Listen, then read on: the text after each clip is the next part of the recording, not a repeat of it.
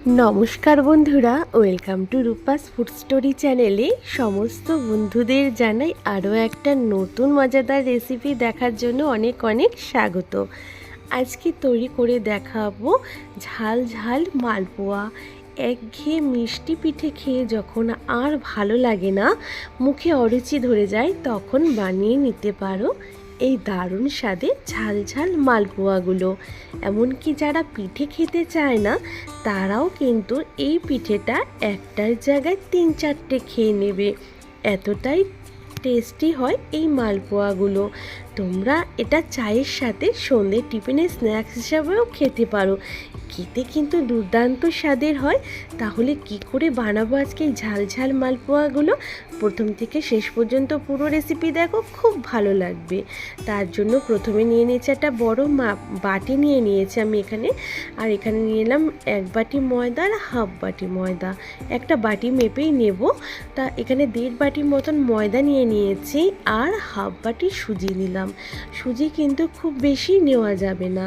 সুজি আর ময়দাটাকে ভালো করে মিশিয়ে নিয়েছি। এবার এখানে নিয়ে নিয়েছি দেখো, একটা প্লেটের মধ্যে একটা পেঁয়াজ কুচি করে নিয়েছি, 5-6টা রসুনের কোয়া, 2টো কাঁচা লঙ্কা, একটু আদা কুচি আর একটু ধনিয়া পাতা কুচি। প্রথমে আমি পেঁয়াজের যে কেটে রেখেছি সেই পেঁয়াজ আর আদার টুকরোগুলো আর রসুন আর নিয়ে নিলাম 2টো কাঁচা লঙ্কা।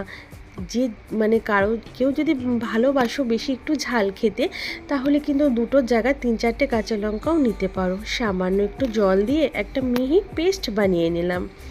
এবার দিয়ে দিলাম আমি ময়দার বাটির মধ্যে স্বাদ অনুযায়ী লবণ, আর এখানে যে পেস্ট করে রেখেছি আদা পেঁয়াজ রসুনে, সেই পেস্ট এখানে দিয়ে দিলাম। স্বাদটাকে আরও বাড়িয়ে দেবার জন্য দিয়ে দিলাম একটু চাট মশলা, যদি হাতের কাছে থাকে তো অবশ্যই দেবে। আর দিয়ে দিলাম একটু হলুদ গুঁড়ো। ব্যাস, সমস্ত কিছুকে প্রথমে আগে খুব ভালো করে মিশিয়ে নিয়েছি। ময়দা সুজির সাথে ভালো করে আগে আদা পেঁয়াজ রসুনের পেস্টটা মিশিয়ে নেব। তোমরা চাইলে এগুলো একটু কম বেশি করেও দিতে পারো। দেখো, মিশিয়ে নেওয়া কমপ্লিট। এবার এখানে আমি উষ্ণ গরম জল ব্যবহার করছি। এখানে কিন্তু কোনো রকম ঠান্ডা জল ব্যবহার করবে না, একটা আঙুল দিয়ে সহ্য করতে পারবে ঠিক এইরকমই উষ্ণ গরম জল আমি এখানে ব্যবহার করব। তা জলটাকে কিন্তু প্রথমে অল্প অল্প করে দেব আর ব্যাটারটা তৈরি করব। একবারে বেশি জল দেব না, কারণ ব্যাটারটা খুব বেশি পাতলা হলে পিঠেগুলো ভালো মতন তৈরি করতে পারবো না। তাই অল্প অল্প জল দেব আর ব্যাটারটাকে তৈরি করব। আর এখানে কিন্তু আবারও বলছি, তোমরা কিন্তু ঠান্ডা জলের ব্যবহার একদম করবে না, একটু উষ্ণ গরম জল ব্যবহার করবে। যেহেতু এখানে সুজিটা ব্যবহার করেছি, তাই সুজিটা একটু তাড়াতাড়ি ফুলেও যাবে এবং ব্যাটারটাও খুব ভালো তৈরি হবে। আর এইভাবে ব্যাটারটাকে ভালো করে ফেটিয়ে নিয়ে কিন্তু ব্যাটারটা একদম রেডি করে নেব। দেখো, যেইভাবে ফেটাচ্ছি ঠিক এইভাবে ফেটিয়ে নেবে, আর ব্যাটারটা ঠিক এইরকম তৈরি হবে, একদম পাতলা করা যাবে না। তারপর এখানে দিয়ে দিলাম একটু ধনিয়া পাতা কুচি। ধনিয়া পাতা কুচিটা পরে দিলেই ভালো হয়, এখানে কিন্তু আমি পেস্ট করে দেইনি, এইভাবেই পরে দিয়ে দিতে হবে। ব্যাস, ব্যাটারটা কিন্তু আমাদের রেডি হয়ে গেছে। এবার 10 মিনিটের জন্য একটু রেস্ট রেখে দেব। 10 মিনিট পর ঢাকাটা তুলে নিয়েছি, আমাদের সুজিটাও কিন্তু বেশ সুন্দর একটু ফুলে উঠেছে। ব্যাস, আবার একটু ভালো করে ফেটিয়ে নিচ্ছি। যত ভালো করে ফেটিয়ে নেওয়া হবে, আমাদের মালপোয়াগুলো কিন্তু একটু ফুলবে। এবার আগে থেকে কড়াইতে আমি তেল গরম করতে বসিয়ে দিয়েছিলাম। এবার তেলের মধ্যে প্রথমে দেখো হাফ হাতা মতন ব্যাটার দিয়ে দিয়েছি। খুব মোটা করবে না, হাফ হাতা মতন ব্যাটারটা দিয়ে ভালো করে আগে প্রথমের পিঠাটাকে এইভাবে ওপর থেকে তেল ছড়িয়ে ছড়িয়ে দেব। তাহলে প্রথমের পিঠাটাও কিন্তু খুব সুন্দর আস্তে আস্তে ফুলে উঠবে। দেখো, প্রথমে পিঠাটা কিন্তু খুব সুন্দর ফুলে উঠেছে। এবার একটা পিঠে আমার হয়ে গেছে, এবার আরও একটা পিঠে দিয়ে দেব। এইভাবে কিন্তু আমি একসাথে 3 থেকে 4টে পিঠে ভেজে নেব। আবার এই পিঠেটাকেও কিন্তু একইভাবে উপর থেকে তেল ছড়িয়ে দিতে থাকবো। তাহলে কি হবে, এইভাবে যদি আমি একসাথে 3-4টে পিঠে ভেজে নিতে পারবো। একটা পিঠে হয়ে গেলে আরেকটা পিঠে দেব, তাহলে আর পিঠেগুলো একটার সাথে একটা লেগে যাবে না, সবগুলোই আলাদা আলাদা থাকবে। আর এইভাবে উপর থেকে গরম তেল ছড়িয়ে দিলেই পিঠেগুলো কিন্তু খুব সুন্দর ফুলে উঠেছে। হয়তো শেপগুলো অত সুন্দর আসেনি, তবে কিন্তু পিঠেগুলো কিন্তু খুব সুন্দর মানে ফুলে উঠেছে। আরেকটা পিঠেও দিয়ে দিয়েছি, তবে আমার এটা পরে বুদ্ধিতে হয়েছে বন্ধুরা। তোমরা যদি একটা ছোট্ট স্টিলের থালাগুলো যে হয়, সেই থালাগুলোর মধ্যে যদি দিয়ে করো হয়তো, তাহলে তোমাদেরটা পারফেক্ট গোল হতে পারে। তা আমার সেটা ভাজার পরে বুদ্ধিটা এসেছে। যাই হোক, এখানে পিঠেগুলো তো ফুলকো হয়েছে আবার কি। তা দেখো এইভাবে একইভাবে আমি কিন্তু দেখো 3 নম্বর পিঠেটাকেও কিন্তু এইভাবে গরম তেল ছড়িয়ে ছড়িয়ে কিন্তু ফুলিয়ে নেব। আর পিঠেগুলো কিন্তু যখন এইভাবে ফুলে উঠছে দেখতেও কিন্তু ভীষণ সুন্দর লাগছে। আরও একটা পিঠেও কিন্তু আমি এখানে একইভাবে তৈরি করে নেব। তাহলে দেখো কত সহজে একসাথে কিন্তু 3 থেকে 4টে পিঠে কিন্তু তৈরি করে নেওয়া যাচ্ছে। আর যদি কড়াই হয়, কড়াইতে একটু অসুবিধে হবে, মানে সিলভারের যে ডিপ কড়াইগুলো হয় সেগুলোতে হয়তো 2টো ভাজা যেতে পারে, এর থেকে বেশি ভাজা যাবে না। আর যদি এরকম একটু ছড়ানো কড়াই হয় তাহলে কিন্তু একসাথে 3টে 4টে ভাজা যাবে।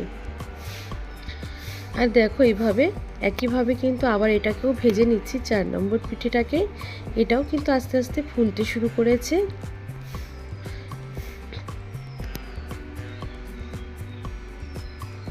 আমি সবগুলো পিঠেই কিন্তু তোমাদের সামনে কিন্তু ভেজে দেখাচ্ছি। এইভাবে গরম তেল ওপর থেকে দিলেই কিন্তু পিঠেগুলো খুব সুন্দর ফুলে ওঠে। তারপর দুপাশ থেকেই কিন্তু পিঠেগুলোকে উল্টে পাল্টে ভালো করে ভেজে নেব। তবে খুব কড়া লাল করব না, তবে কেউ যদি একদম মুচমুচে খেতে চাও তাহলে কড়া লাল করেও ভেজে নিতে পারো। যেহেতু সুজি দেওয়া আছে, ওপরটা বেশ মুচমুচে তৈরি হবে আর খেতেও খুব ভালো লাগবে। ভাজাটা নিজেদের উপর নির্ভর করবে যে কে কতটা ভেজে তোমরা খাবে, মানে খুব বেশি কড়া করে ভাজবে না হালকা রং ধরবে। এইভাবে দেখো আমি বারে বার এগুলোকে উল্টে পাল্টে রং ধরিয়ে, আমি হালকা রং ধরিয়ে সুন্দর করে ভেজে নেব এগুলোকে।